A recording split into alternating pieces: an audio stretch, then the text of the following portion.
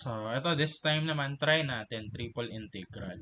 So, same lang naman, same process lang naman. So, mag-start lang tayo dun sa pinakaloob. So, kung dx yan, ibig sabihin, yung limits na meron tayo are 1 and 3. Yung dy niyan, para siya dun sa 0 and 2, and yung dz para sa 0 and 1. So, mag-start lang tayo dun sa loob. So, meron tayong integration. So, meron tayong integration ng x, y squared, dx. So, start lang tayo dun sa loob. 1, 2, 3. So, again, nag-i-integrate tayo with respect to x. So, ibig sabihin, iti-treat lang natin yung y as constant. So, yung y natin, or yung y squared natin dyan, constant na siya. So, integration ng x. So, magkakaroon lang to ng x squared over 2. So, and then from 1 to 3. So, ayusin ko lang yung pagkakasulat niya. So, meron tayong 1/2 x squared y squared from 1 to 3. So, ayun. Apply na natin yung limit. So, upper limit muna. So, since nag-integrate tayo with respect to x, sa x variable natin, isa-substitute yung mga yan. So, meron tayong 1/2. So, 3 squared and then y squared. So, wala pa tayong gagawin sa y. So, minus, lower limit naman, meron tayong 1 squared, then y squared. So, 3 squared, so it's 9. 9 over 2. So, magiging sagot natin dyan is 9 over 2 y squared minus 1/2 y squared. So, or 9 over 2 minus 1/2. Pwedeng i-calculate nyo, pero pwede naman ding diretso lang. So, kasi 9, di ba, same lang naman yung denominator nila. Diretso lang na 9 minus 1 over 2 y squared or 8 over 2. 8 over 2 or 4 y squared na lang. So, ayan. After natin nun, dun sa second naman, yung second natin is yung 0 to 2 dy. So, from 0 to 2, and then, meron lang tayong 4y squared dy. Integrate naman natin to with respect to y. Magiging lang siyang 4y raised to 3 over 3. From 0 to 2. Then, apply lang natin yung limit. So, upper limit muna, meron tayong 4 over 3 and then 2 cube minus 4 over 3, 0 cube. So, ibig sabihin, 2 raised to 3 is 8 times 4. Meron tayong 32 over 3 minus 0. So, 32 over 3 na lang yung natira. So, para dun sa last, meron pa tayong kailangan ma-integrate, yung pangatlo naman. So, from 0 to 1, ang natira na lang natin is 32 over 3 dz. So, nag-integrate lang tayo ng constant. Ano ba yung integration ng constant? Di magiging lang tong 32 over 3 z from 0 to 1. So, apply lang yung limit. So, upper limit is 32 over 3 times 1. Minus, lower limit natin obviously. So, 0 lang kasi nakamultiply sa 0. So, final answer is 32 over 3.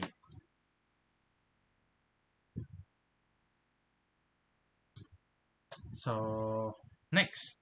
Last na lang. Kahit dalawa lang example. Kasi mahaba lang naman yung solution. Pero yung process same pa din naman. So, ito. Medyo mukhang complicated. Pero try natin. So, start lang ulit sa loob. So, from 0 to y, and then dun sa dx. So, hiwalay lang muna natin yan. 0 to y, 0 to 2y. Then, meron tayong x, z squared, e raised to negative y cubed. Then, dx, dy, or dx muna pala. So, yun muna. So, ang mangyayari niyan dito, since nag-integrate tayo with respect to x, yung z squared, e raised to negative y cubed natin, considered lang yan as constant. So, kung constant lang yan, ang mangyayari, so, pwede na natin silang i-factor out lang. Yung yung z squared, e raised to negative y cubed. Kasi nga, constant lang yan. Then, nakamultiply lang sila sa x. So, x squared over 2. Then from 0 to 2y. So again, substitute lang yan natin yan, yung limits natin, dun sa variable x. Kasi dun tayo nag-integrate. So upper limit muna, meron tayong z squared e raised to negative y cubed. Then, meron tayong 2y squared. So 2y squared over 2. So minus z squared e raised to negative y cubed. So dito obviously naman 0 yan. 0 squared over 2. So magzi-0 lang to. Yung answer niya natin dito is z raised to 2 e raised to negative y cubed for y squared over 2. So ayusin ko lang. So ang mangyayari, magka-cancel out lang yung 4 and 2. Matitira is 2 na lang. So, yung answer natin dun sa first integral na ginawa natin is 2y squared z squared e raised to negative y cubed. So, next. So, yan yung isa-substitute natin dun sa pangalawang integrand from 0 to z naman.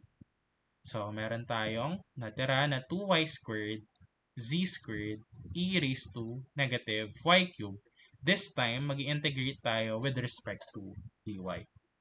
So, kung nag-i-integrate tayo with respect to dy, pwede nating tanggalin na muna or i-factor out na muna natin yung 2z squared. So, pwedeng itabi na muna natin 2z squared kasi nga constant lang yan from 0 to z. Or pwede nyo lang i-treat na lang as separate constant. Pero, para hindi tayo malito dito kasi tatlo na yung variable, ilabas na muna natin siya. Then, matitira sa loob is y squared e raised to negative y cubed dy. So, dito, una, mukha siyang complicated pero sa totoo lang, hindi naman siya. Kasi diretsong exponential lang to. Kasi if we let u as negative y cubed, ang du natin is negative 3y squared dy. Negative 3y squared dy. So, ibig sabihin, kung titignan yung equation natin, meron tayong y squared dy. So, itira lang yan natin siya dito, meron tayong makukuhang negative du over 3 is equal to y squared dy.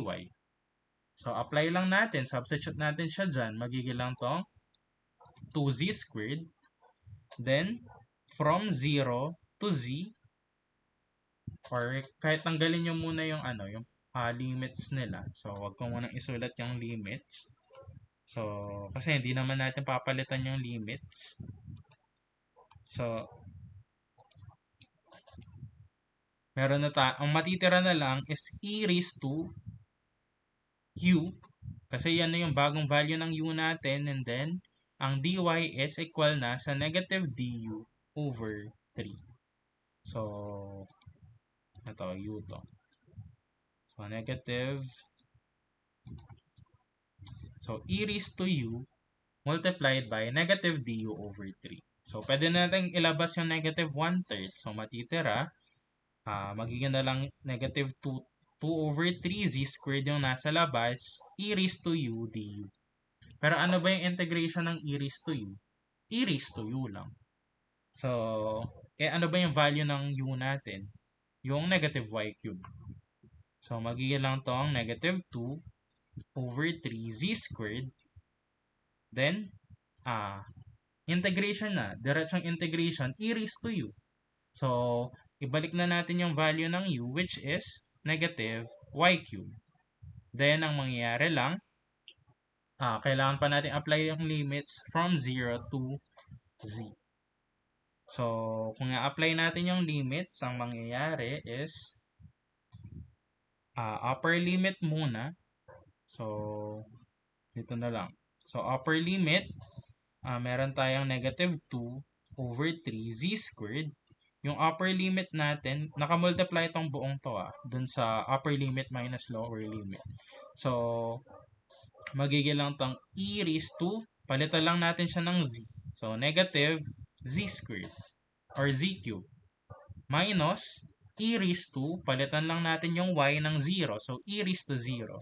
Ano ba yung e raised to 0? Equivalent lang yun sa 1. So, ibig sabihin, ang matitira is, pwede nating i-distribute. So, magiging tong negative 2/3 or negative 2/3 e raised to, so, negative 2/3 multiply lang. So, negative 2/3 z squared e raised to negative z cubed plus, so, distribute din natin siya dito, dun sa minus 1. So, magkakaroon tayo ng plus 2/3 z squared. So, yan yung answer natin dun sa pangalawang integral. Then, para sa final answer, dun sa apply na natin yung sa third limit. So, from 0 to 1, meron tayong negative 2/3 z squared e raised to negative z cubed plus 2/3 z squared dz. So, unahin na muna natin to. Integrate na muna natin. So, hayaan nyo muna yung limits. So, katulad lang siya nung kanina.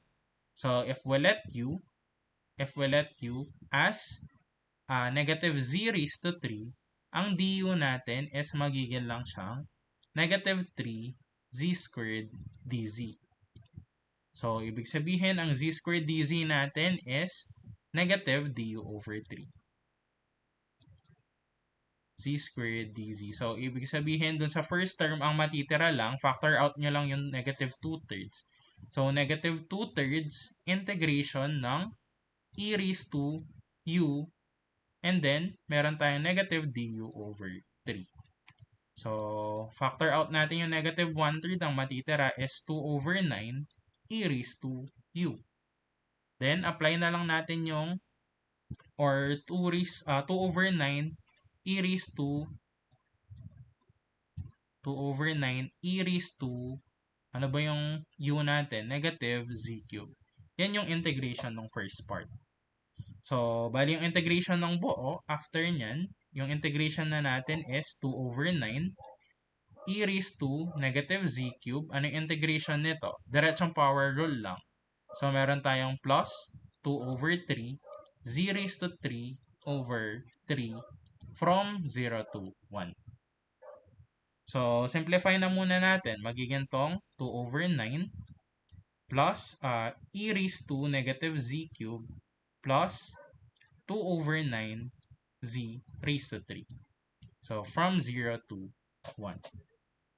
So, kahit i-diretso na lang natin sa calcu yung sa value ng upper limit and lower limit. So, magiging lang tong 2 over 9 2 over 9 e raised to negative, so e raised to negative x na lang, so x raised to 3, then plus 2 over 9 x squared.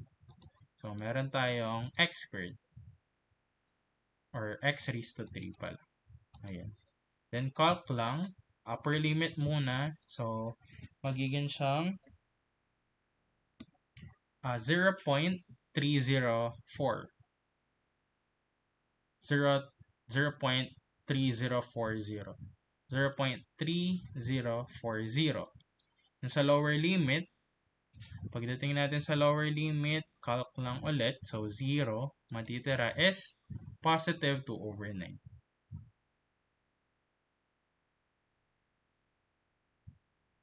Minus 2 over 9.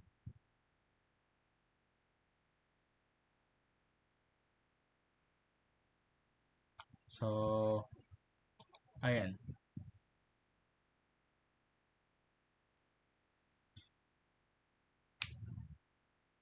So, ang final answer niya natin is 0.3040 minus 2 over 9. So, ang answer natin is 0.0818. So, final answer is 0.0818. So, ito yung final answer. Pero pagdating sa book, ang final answer ata na nakalagay is 2 over 9e. So, dito kasi hindi nila sinimplify or hindi nag-decimal. Pero try natin yung value niya. 2 over 9e. So, same lang naman. 0.0818. So, ayan yung final answer natin. So, again, wag lang kayong papalito dun sa mga sinasub or tinitreat na constant and sinasub na limits. Kung laging tatandaan, if nag-i-integrate kayo with respect to x, dapat i-treat nyo yung other variables as constant. Then, yung mga limits, i-apply nyo lang sila dun sa variable kung saan kayo nag-integrate. So, sa case na to, una kayo sa x, bali yung 2y and 0 natin para sila sa variable x na limits. Then yung z and 0 para naman sa y, and then last, yung 0 and 1 para sa z.